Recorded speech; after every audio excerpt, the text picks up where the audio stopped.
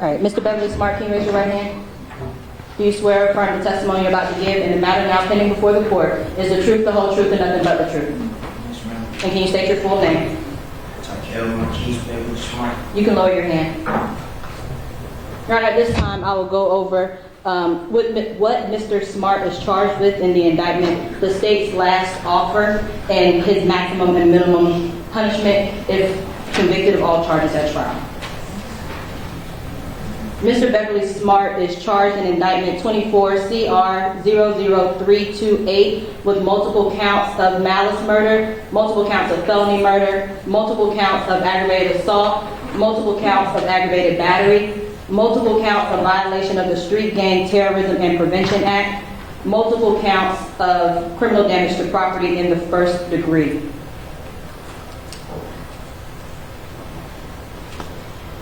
The state's last recommendation to Mr. Smart was to plead to count 5 and 6, which are both aggravated assault, and to plead to count 7, which is a violation of the Street Gang and Terrorism and Prevention Act.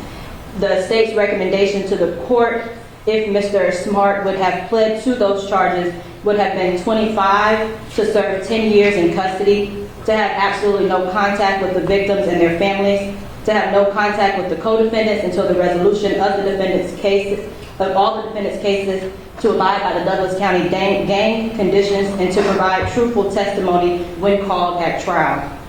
Mr. Smart, are you aware, Mr. Beverly-Smart, are you aware that that was the last offer that was given to you by the state? Yes, ma'am. I'm going to go over the maximum and minimum punishment that you could face if you proceed at trial and are found guilty.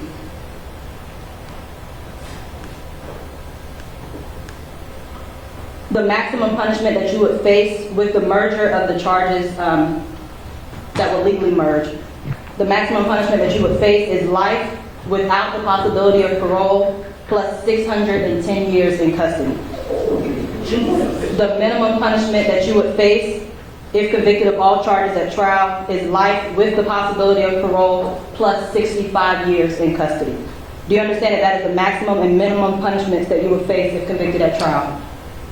Yes, ma'am. At this time, is it your intention to deny the state's plea offer and proceed to trial? Yes, ma'am.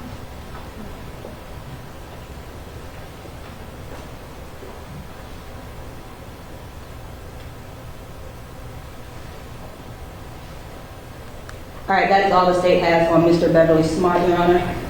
Mr. Kiger, Mr. Bonet, is anything that you gentlemen wish to add? No, Your Honor, I mean, we've had a great deal of opportunity to talk to this with my client. I'm glad that it's being taken on the record. I've been very reticent, but resigned to where we're at this point. I was hoping maybe we could reach a different decision, but it is ultimately my client's choice. Whether or not the client goes to trial is the client's choice. Whether or not the client takes a stand to testify is the client's choice. The client doesn't have to accept the recommendations or the advice presented by his lawyer. And so we're rejecting this offer, is that correct? Yes, sir. All right, that's all I know. All right, that's noted for the record.